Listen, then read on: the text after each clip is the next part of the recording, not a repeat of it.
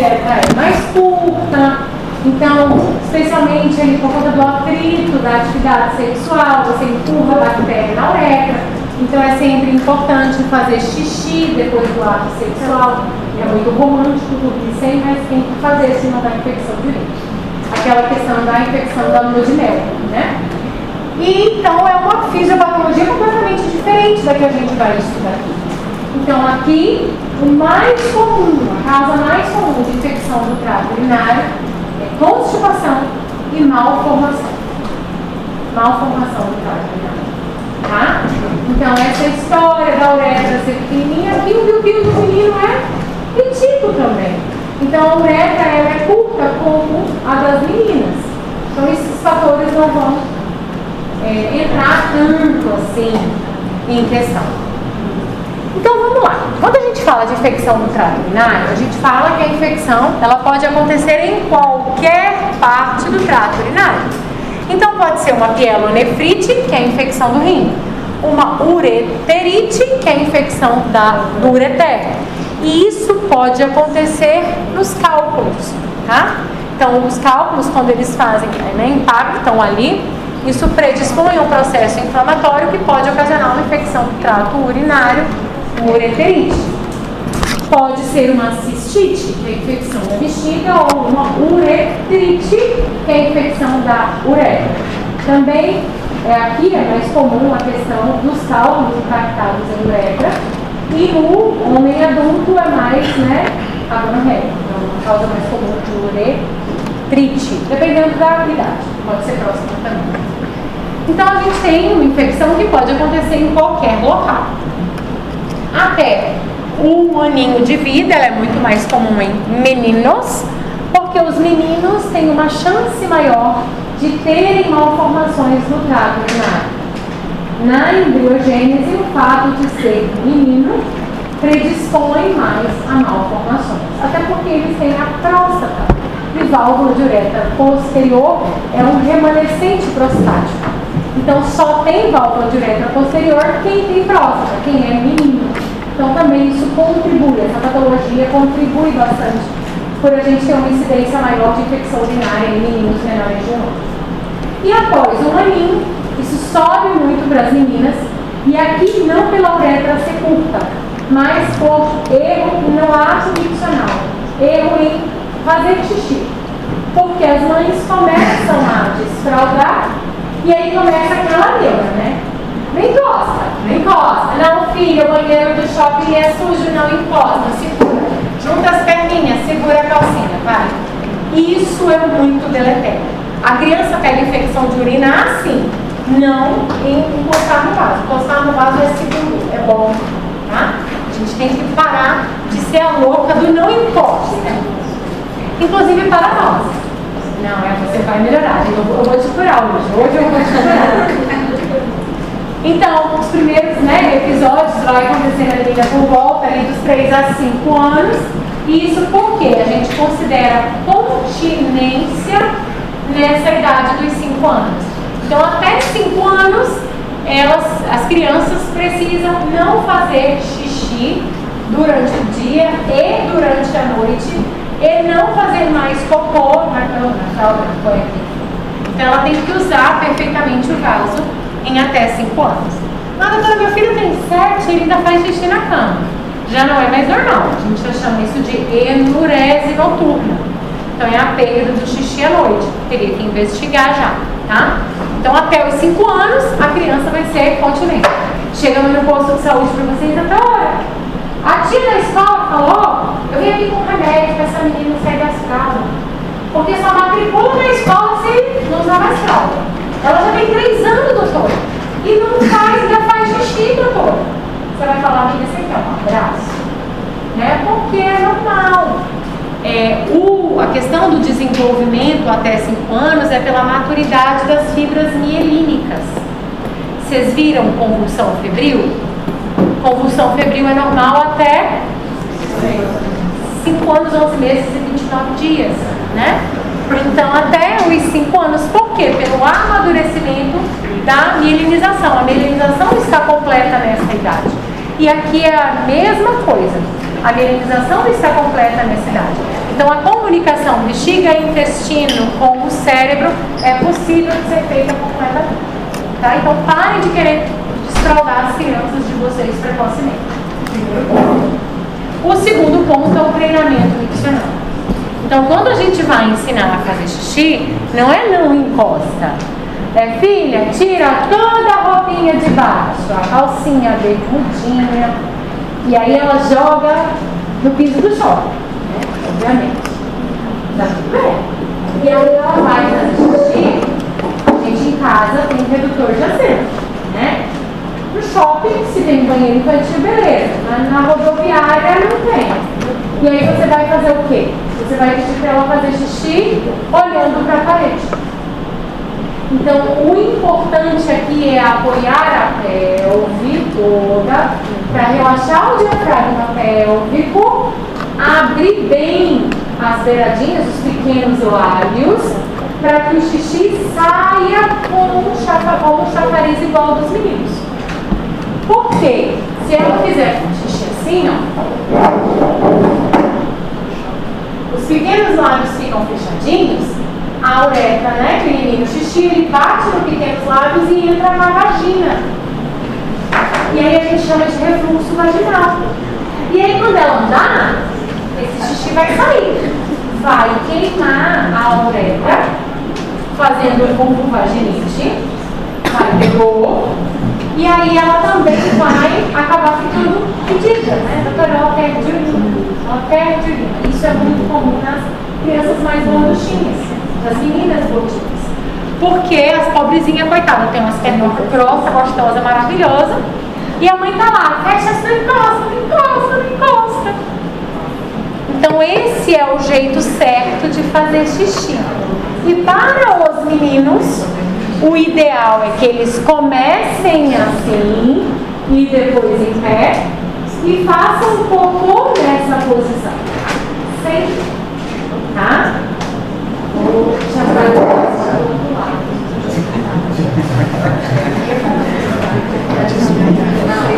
Então vamos lá. Tirar toda a roupinha de baixo e de frente para a parede. Como você encosta o diafragma. Beleza, gente. A criança não está achando que ela vai morrer afogada e calada. Ela corre. O jogo, no caso, ficava com tablet ainda. É ótimo.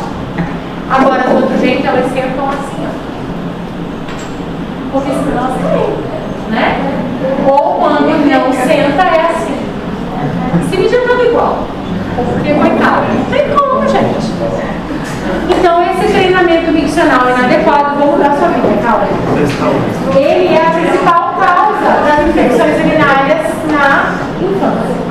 E em meninos, a questão da fimose, em não lavar corretamente a glande, não exteriorizar a glande, fica um esmegma ali, e aí fica aquele fedor horroroso, cheio de proteus que causa infecção. Então aqui, no spoiler, a maioria das infecções, elas são causadas por bactérias intestinais. É muito próximo o cano do xixi e o cano do cocô, não é? Eles são muito íntimos. Então, eles conseguem colonizar ao redor, especialmente se você não lava direito o bumbum, coloniza o períneo com essas bactérias e aí elas ascendem. Elas se multiplicam pelos caninhos. Multiplica, sobe a uretra, chega na bexiga. Multiplica, sobe o ureter e chega no rim. Tá? Então, as bactérias colônicas, a principal em meninas é a Escherichia coli, Klebsiella e por fim o Proteus. 75 a 95% é Escherichia coli. E nos meninos, nos que têm fimose, o mais comum é o Proteus. Ele adora aquele açúcar que fica no esmegma. Então, ele se dá muito ali. Como eu falei, as bactérias da flora fecal, do cocô, colonizam o períneo ou o prepúcio, e aí a gente vai ter essa ascensão pela uretra, da uretra vem para a bexiga, da bexiga se multiplica pelo ureter e chega no rim.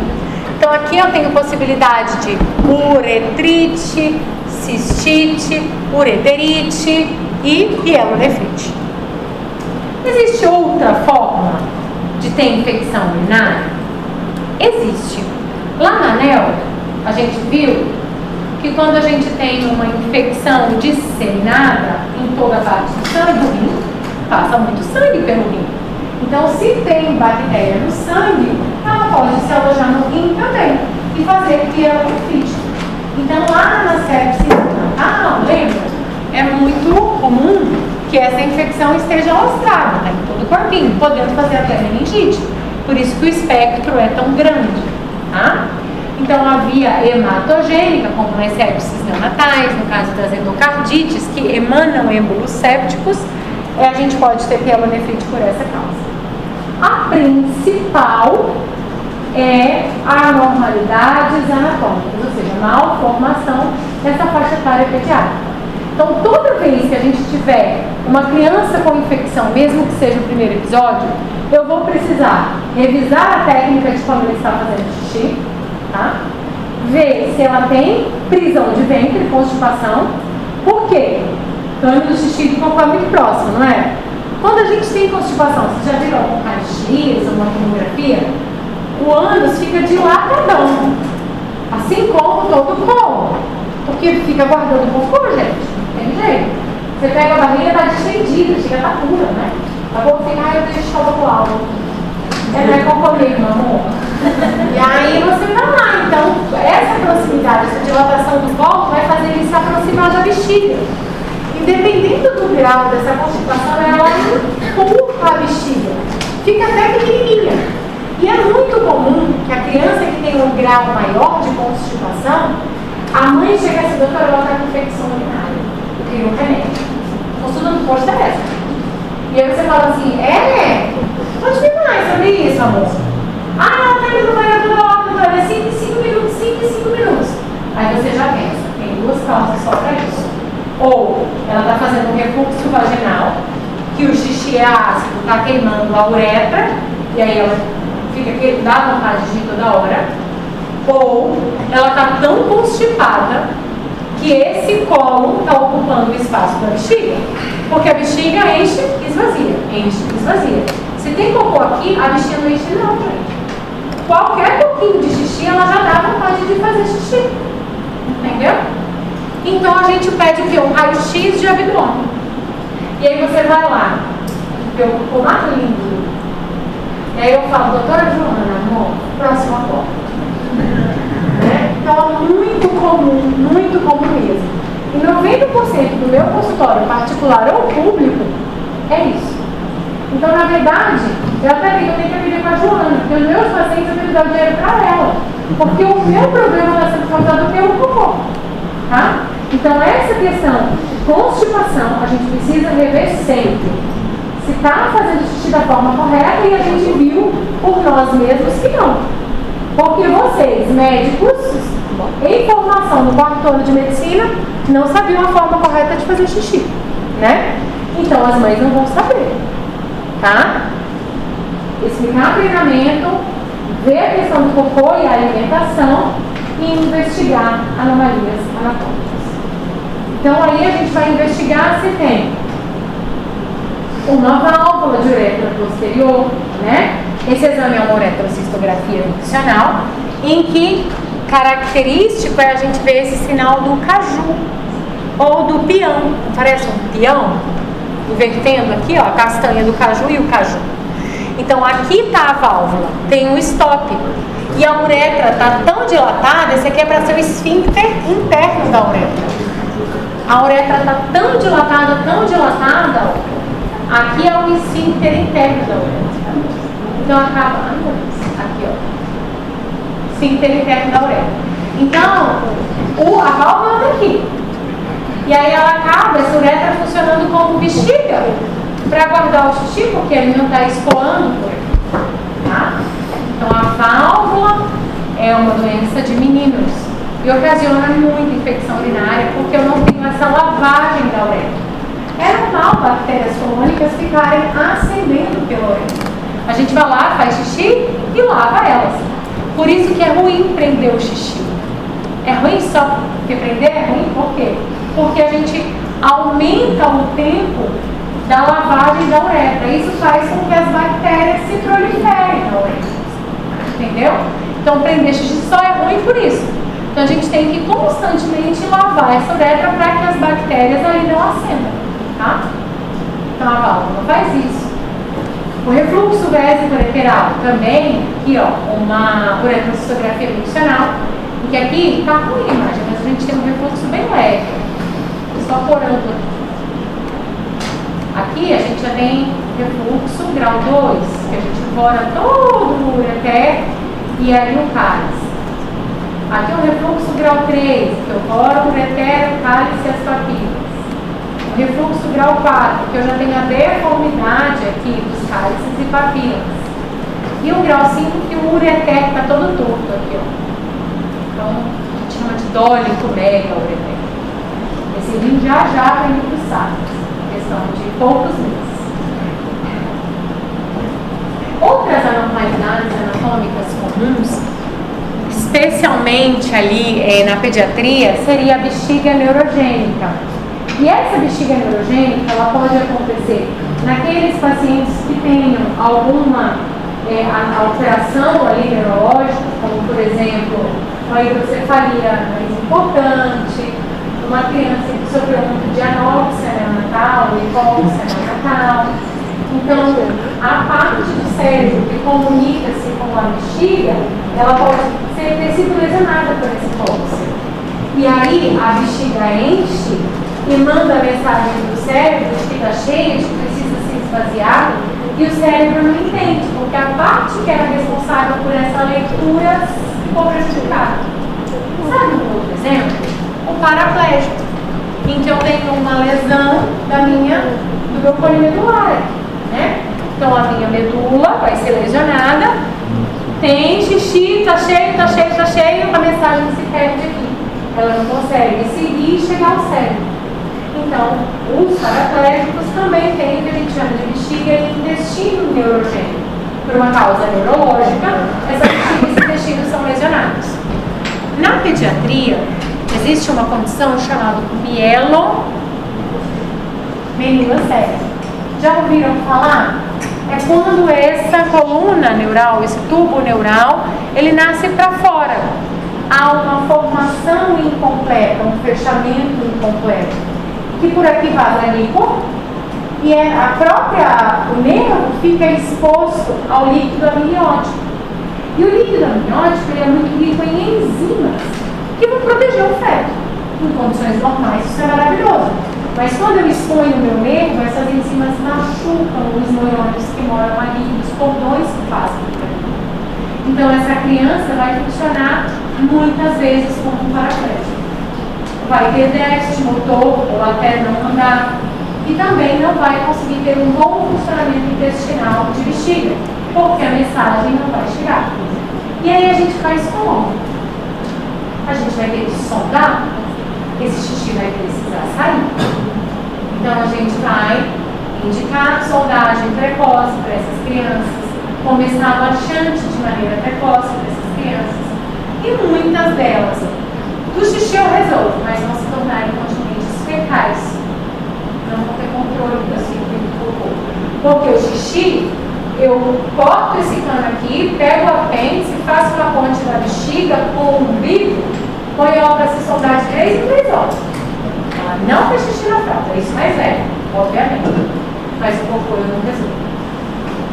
Então a gente tem que tomar um cuidado maior com essas crianças, porque elas estão mais sujeitas a infecções do trato urinário. Eu tive uma criança que nasceu, que tem uma agenesia sacral, ela não tem sacro. Logo, as fibras não chegam, as fibras nervosas não chegam irrigando o intestino e o rim, a bexiga. E aí ela tinha essa assimetria de nádegas. Ela chegou para mim com uns 6 anos. Ela acompanhava regularmente com o pediatra. Mensalmente, no primeiro ano, tudo bonitinho. Ela chegou assim. Não era clínico geral, era pediatra. E ninguém nunca examinou o bumbum dela para ver que era assimétrico. E aí ela tinha mais de 10 infecções urinárias. Muito mais, por isso que veio a mim. Então ela tinha uma bexiga neurogênica. Hoje ela está ótima, mamãe.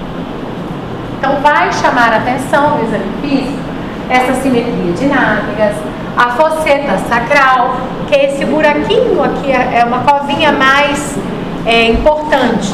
nem toda fosseta sacral é igual a uma malformação dos ossos daqui, da coluna, tá, gente?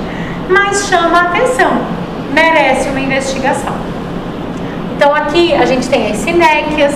Então a sinéquia, ela também aumenta o risco de fazer infecção, porque o xixi volta para a vagina, né? Ele sai da uretra, bate aqui e entra na vagina. E isso vai machucando a uretra até facilitar com que as bactérias colônicas também acendam, porque até a excreção, né, a lavagem da uretra que é dificultada.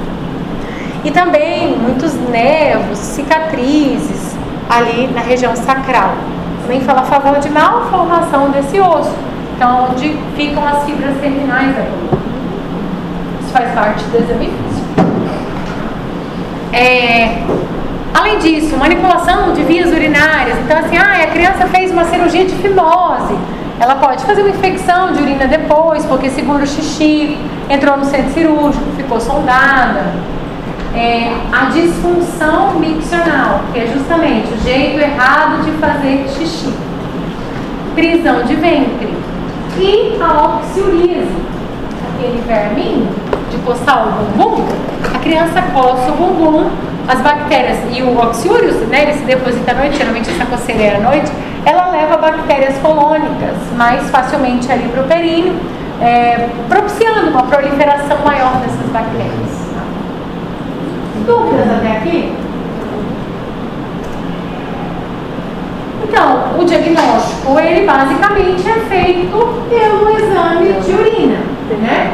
Então, ele vai ser forte, suspeitor, quando a gente tem aqui uma leucocitúria importante, a gente pode ter nitrito positivo, a gente pode ter uma hematúria também importante. E aí eu falo para vocês também tomarem cuidado com as meninas de 8 a 9 anos, porque muitas dessas meninas estão menstruando precocemente. Então, se você vê no exame uma leucocitúria e uma hematúria maciça, vocês perguntam, já ficou mocinha, mãe? Tá nas regras dela agora? Porque tem muita criança de 9 anos menstruando, infelizmente. Graças aos batons, esmaltes, mechas, isso tudo tem aqueles disruptores neuroendócrinos, já ouviram falar? Eles aceleram esse processo de menstruação. Então, aí as crianças estão acabando menstruando muito mais precoce. E aí aparece ali o EAS muito florido nesse período. Quando a gente menstrua, vocês já tiveram Marco Aurélio? Ainda não, né? Como descama a parede ali do nosso útero, a gente tem uma descarga de leucócito muito grande. Logo antes de menstruar, a gente fica com um corrimentinho branco, né? Aquilo é leucócito para proteger naquele momento de fragilidade em que a parede vai descamar, tá? Então a gente pode ter algum grau ali de leucócitos porque o xixi lavou ali a secreção da vagina e um pouco de sangue da menstruação vindo, e isso não ser infecção, tá? É claro que a gente precisa sempre correlacionar a clínica da paciente com o exame. Se ela tem uma clínica muito característica e um exame característico, a gente vai considerar uma infecção do trato urinário presumida.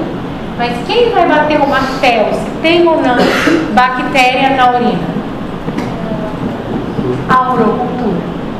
Então eu só faço o diagnóstico de infecção urinária com uma urocultura positiva, tá?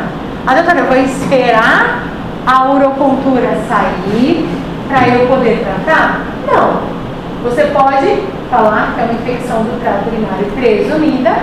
Quando o resultado da urocultura sair, você agenda o retorno para o paciente com 3 dias. E aí, se o resultado for negativo, você suspende o antibiótico mesmo, tá? Você não trata. E se for positivo, aí você termina 7 a 10 dias de tratamento. Tá bom? Então, a estrela do diagnóstico é a urocultura, tá? A gente vai, junto com a clínica e o EAS, ter uma ideia, mas é a urocultura quem vai lhe dar um diagnóstico. E aí, na criança, a gente vai ter crianças mais velhas, acima de 5 anos, que já são continentes, conseguem te dar uma urina de jato médio, que aqui equivaleria ali a um saco, ele ficaria entre o saco coletor e a cateterização vesical. Mas as bebês, os pequenininhos, eles não são continentes. Então a gente vai precisar ou passar uma sondinha para tirar esse xixi, para extrair, ou colar um saquinho ao redor da perereca. Como é esse saquinho? É um saco. Sim, um saco. Que tem um buraquinho aqui, com uma fita dupla face. Você tira, gruda. Então aqui vai ter um buraco por onde o xixi vai entrar no saquinho e vai ficar. Entendeu? Então aí cola aqui na genitália. Mas você vai ter o risco de ter muitas bactérias, né, no perinho ali, bactérias colônicas. Então ele é um exame pouco fidedigno, pouco seguro, porque eu vou ter muita contaminação. Então a gente não gosta muito dele para coletar ali a urocultura nas criancinhas. A gente prefere ou a cateterização vesical, que é passar a sondinha na uretra, ou a punção suprapúbica, que a gente vai pegar uma agulhinha cinza, pegar 2 dedinhos acima da sínfise púbica e furar. E pegar xixi de lá. Ah, doutora, eu errei, furei o intestino. É muito pequenininho aquele furinho. Então você não vai cortar o intestino, vai dar tudo certo, não vai ficar cheio de cocô dentro da barriga da criança. Então é um procedimento bastante seguro, tá? Pode ter erro de punção, não tem nenhum problema com relação a isso. O difícil é você convencer a mãe. Isso é difícil. Geralmente elas aceitam um pouco melhor a cateterização. Elas odeiam todos, mas a cateterização é um pouco melhor. Então, a punção suprapúbica, obviamente, é um dedinho. Você está tirando o xixi da fonte. Praticamente você passa o álcool na pele e você zerou ali toda a sua contaminação. A cateterização, ela é o meio termo ali, em que a gente ela pode se contaminar com a flora da uretra. Então quando você passa a sondinha, o ideal é você esperar sair um pouquinho de xixi, para que se tenha alguma bactéria ali da uretra, ela também ser lavada e coletar da metade para o final, tá? E se você errou a primeira vez que você tentou passar a sonda, o ideal é jogar fora. Ah, professora, mas sou eu que passo? Assim, é um procedimento da enfermagem. Mas, a depender do plantão, todo mundo se ajuda. Eu falo que a nossa equipe trabalha sempre junto, né? Então, a gente vai tentar ajudar o nosso colega, obviamente, se não tiver condições. Pode ter pacientes assim, né, que precisam ser sondados para notificar o xixi. Às vezes, a enfermeira não consegue, então você tem que ajudar.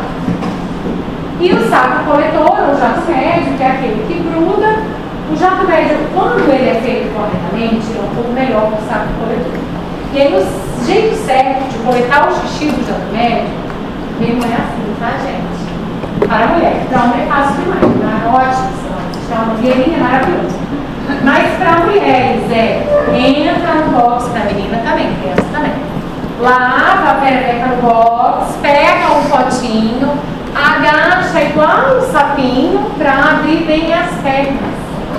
Deixa o xixi sair, porque no box você não vai ter nojo. Apara da metade pro final, tá? Então, ó, abre bem as pernotas. Tá? Lavou aqui, seca, agacha, deixa o xixi cair um pouco e apara da metade pro final. E isso também é um ato médico, para você coletar um xixi de qualidade se você não orientar a mãe ou a lavando.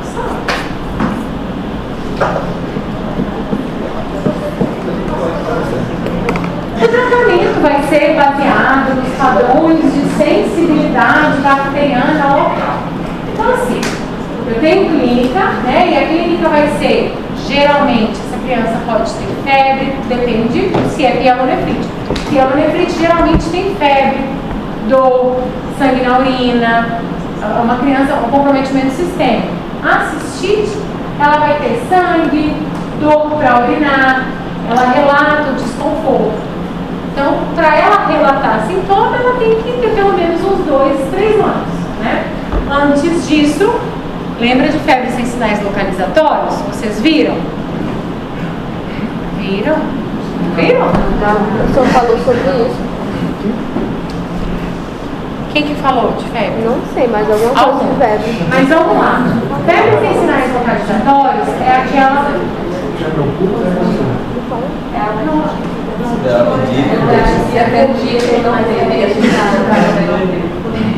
Então tá. A febre sem sinais localizatórios é uma febre em que eu não tenho sintoma. A criança tem febre e mais nada. Tá escorrendo o nariz? Não. Tá tossindo? Não. Ela só tem febre. Pinta o corpinho? Não. E ela tem o quê, mãe? Só febre. Então ela é uma febre que não tem um sintoma a mais para eu localizar, tá? Em menores, especialmente de 3 anos, o exame de urina é fundamental. Porque como a criança não relata, 70 a 80% de todas as febres sem sinais localizatórios, excluindo causas infecciosas, elas são por infecção do trato urinário, tá? Então, assim, quando para virose você não tem tratamento, então você trataria se fosse uma infecção de urina. Por isso que quando uma criança com febre chega no hospital e essa febre tem mais de 2 ou 3 dias, a gente sempre tem que pedir. Todo mundo pede hemograma e PCR? Não. O único exame a ser pedido é a S-urocultura. Porque se for infecção urinária, eu vou tratar. Beleza. Não sendo infecção urinária, o mais provável, na verdade, o mais provável de tudo é ser uma virose. Só que existe 30% dos casos uma chance de ser infecção urinária. E aí, com este único exame, eu mato a charada, tá? Para você pedir hemograma, você tinha que pensar em bacteremia oculta, outras coisas, que não é o caso. Em época de dengue, óbvio que vale a pena pedir um hemograma, porque a gente vai pensar em dengue também. Mas, em vias normais, uma criança de 3 anos não vai para a escola ainda, mas em surto de dengue tudo vai. A gente também pedia Covid, na época do surto do Covid, porque febre sem nada era muito comum ser Covid, a criança não fazia um sintoma gripal. Mas nesse protocolo, voltando aqui, a gente tem a clínica e o EAS urocultura, o EAS alterado, a gente vai tratar para uma infecção do trato urinário presumido. Em menores de 3 anos, se eles têm febre, a gente vai acabar pedindo o EAS urocultura para ver se esse amiguinho não tem uma infecção. Se não tem infecção de urina, a gente vai falar, mãe, olha, é muito provável que seja uma virose. Se não passar com 2, 3 dias, a senhora tem que voltar para eu reavaliar o perfil. Tá? E aí, só com mais ou menos 7 dias de persistência de febre, que idealmente você pediria um hemograma ou um raio-x para você pensar em pneumonia febril do lactete. Tá? Mas só título de curiosidade mesmo. Voltando para cá. Tem sintoma, tem o EAS sugestivo de infecção urinária. Então a gente vai entrar com antibiótico empírico, porque eu não sei quem é o bicho. Eu sei que a maioria, se for mulher, é E. coli. Ah, se for homem, a maioria é Proteus. Então eu vou pegar um antibiótico que cubra E. coli se for menina ou Proteus se for menino. E esse antibiótico geralmente pode ser uma cefalexina ou um amoxiclavulanato, tá? E a gente vai usar. Depois que sai a urocultura, se vier bicho, eu vou nortear meu tratamento. Ah, olha aqui, é sensível a cefalexina. Beleza, vou manter até completar 7 a 10 dias. Não é sensível a cefalexina, mas é sensível a amoxicilina com clavulanato, vai ter que trocar. E vai começar a contar o tratamento do dia da troca. Então a urocultura, além de me dar o diagnóstico, ela me fala qual é o melhor tratamento, tá? O tratamento pela boca e pela veia, eles são sim igualmente eficientes, desde que a criança tome. Então, se uma criança está com uma mielonefrite, chega no hospital vomitando, porque mielonefrite dá vômito, com uma febre muito alta, ela não vai conseguir tomar o antibiótico pela boca. E aí, então, a gente vai internar para hidratar e fazer a medicação pela veia, até que ela consiga tomar o remédio pela boca. Ela não precisa ficar os 7 dias internada. Ela pode internar, 2 dias ela melhorou o estado clínico, está hidratada, tomando o remedinho pela boca, termina de tratar em casa. tá? Eles são igualmente eficazes, desde que se faça de maneira adequada. A gente sempre, quando vai escolher um antimicrobiano, isso para tudo, a gente tem que levar em consideração se a pessoa tomou antibiótico nos últimos 15 dias. Por quê? Se a pessoa tomou antibiótico nos últimos 15 dias, esse antibiótico, ele tende a selecionar bactérias que não morreram por ele. Então, as bactérias que morreram por ele, elas estão mortas. Só que não existe um vazio na microbiota. Aquelas bactérias que são resistentes a eles, crescem. Entende? Vamos supor, eu tive uma infecção de garganta por um Streptopiógenes. Há 7 dias, eu tomei um amoxiclavulanato e resolveu. Então, eu matei as bactérias, porque o a amoxicilina, ela vai matar o piógenes e mais todas as outras bactérias que ela conseguir pegar. Ela não vai ser específica para ele. Ela vai matar Streptopiógenes, ela vai matar alguns tipos de Staphylo aureus. Vocês concordam comigo? Então, se eu usar esse mesmo antibiótico, essa bactéria que é uma E. coli, que está causando a minha infecção urinária, que hoje é outra doença, não é mais a dor de garganta, é infecção urinária, é provável que ela não seja sensível ao amoxiclavulanato. Senão, essa E. coli teria morrido. Entendeu? E a minha infecção seria por outro bicho. Então, isso é válido para tudo. Se eu fiz um tratamento para impetigo e agora eu fiz uma pneumonia, não dá para você usar um beta-lactam, entendeu? Ou você pode até tentar, desde com doses maiores, se a posologia permitir, mas não é o adequado, tá? A chance de dar errado é muito grande. Então, aqui, quando a gente escolher o antibiótico, a gente vai tentar ver que a maioria responde: minhas uroculturas desse ano, E. coli, são todas sensíveis a amoxicilina com clavulanato e cefalexina. Vou escolher um dos dois. Mas eu já tomei, doutora, amoxicilina quando eu fiz a amidalite.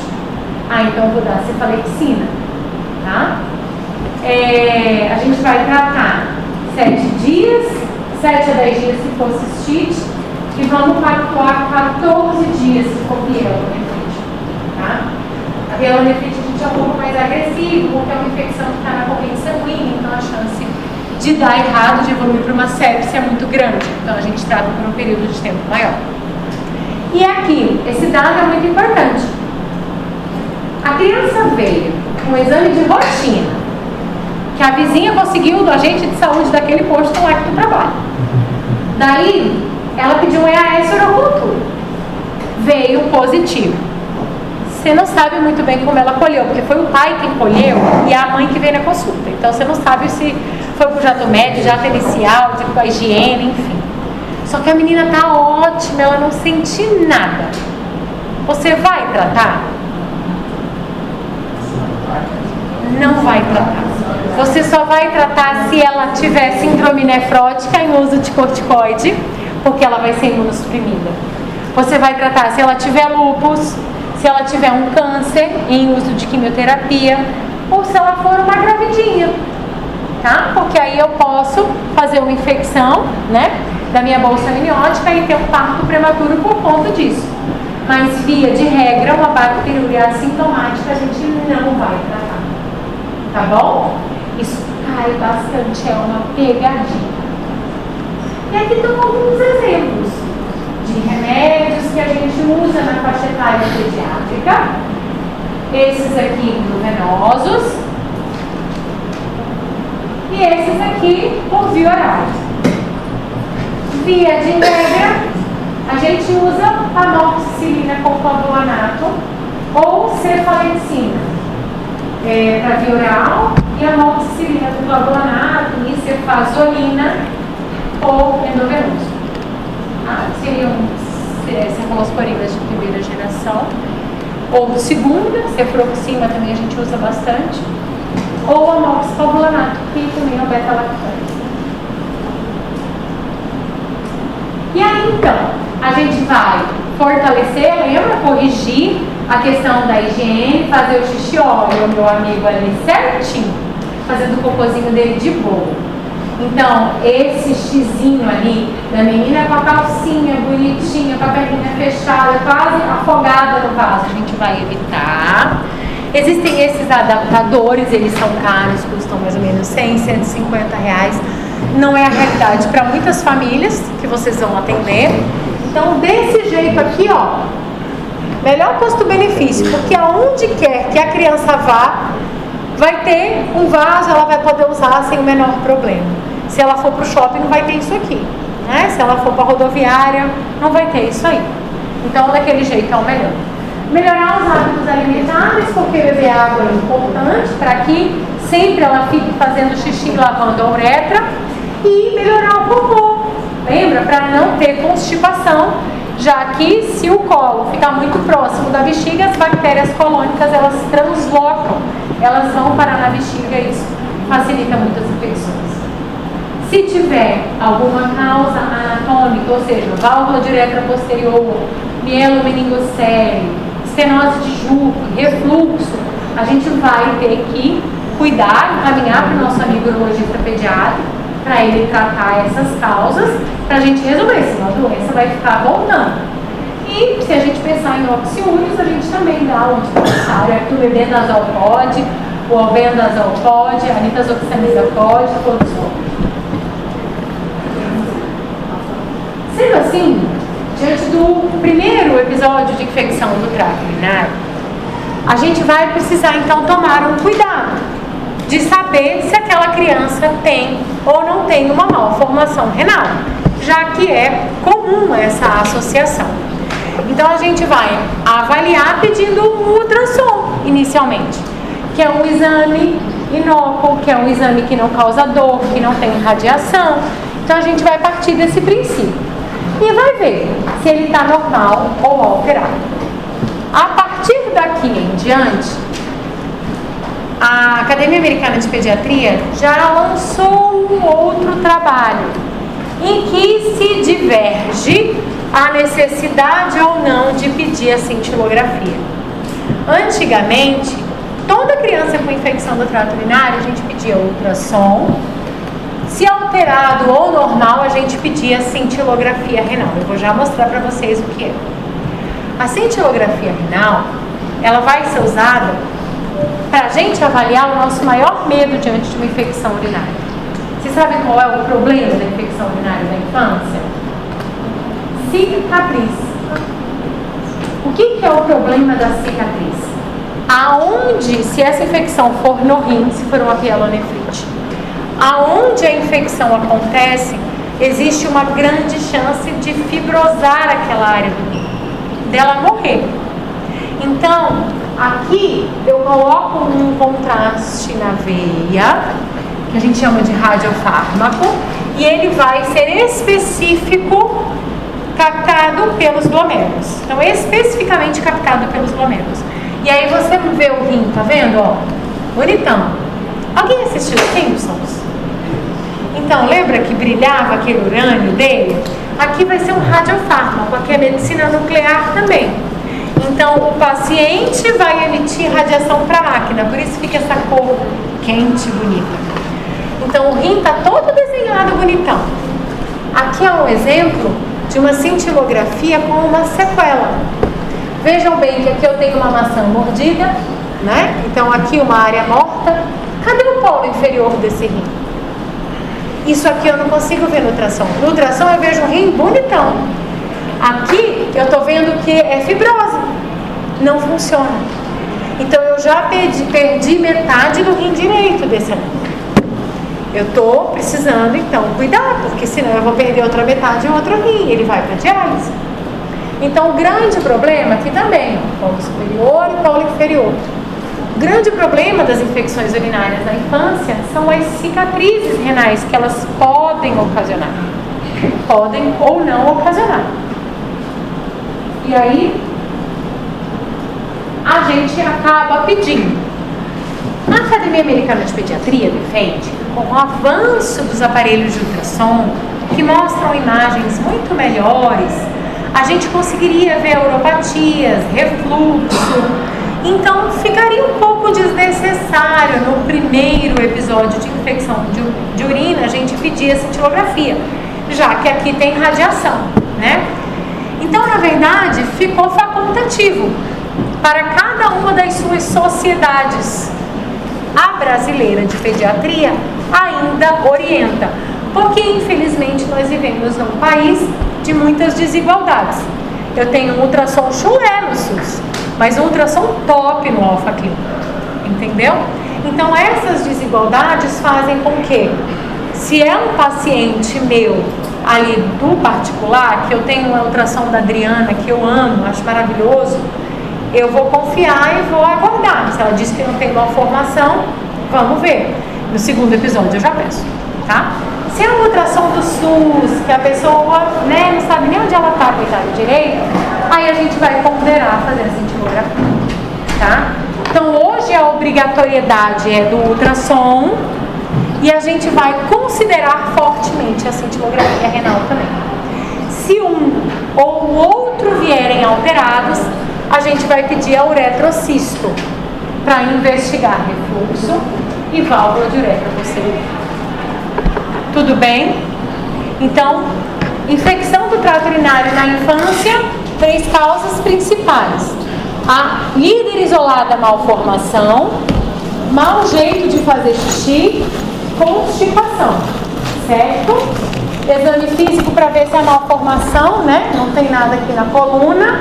A gente vai pedir o ultrassom para investigar se não tem malformação. Vai orientar a mãe a fazer xixi direito, comer direito, as fibras bonitinho. E às vezes dá um laxante se precisar, uma lactulose ou PEG, que a gente usa bastante, tá? Que é o PEG-Lase. Beleza, qual é o problema dessas infecções recorrerem? Cicatriz. E essa cicatriz faz o rim morrer. Aquela parte o rim não funciona mais. Então esse é o nosso receio maior. Para tratar, a gente vai entender que uma criança com sintoma e com EAS sugestivo tem infecção de urina, até que se prove o contrário. Mas eu só digo com certeza que ela está lá com a urocultura, tá? Então, o exame que confirma o diagnóstico de infecção do trato urinário é a urocultura. Tudo bem? Então, a gente só vai pedir ultrassom com essa urocultura positiva. Tranquilo, né? No final vai ficando mais fácil, porque o conhecimento prévio vai te ajudando. Então é isso, meninos. Foi muito bom com vocês. A partir de agora, contem comigo ainda com a coordenação do 4º ano. Então, se vocês tiverem algum outro problema, geralmente conversem com os líderes de vocês, peçam para os líderes me mandar mensagem. Eu, a professora Mariana, a professora Vanessa, a gente está aqui para tentar ajudar esse final de ano. Segundo semestre, a gente está um pouquinho mais cansado de uma maneira geral, ele fica um pouquinho mais pesado. Mas vamos, que está acabando, daqui a pouco vem o internato e vai melhorar. A academia virar nesse período, tá? Obrigada.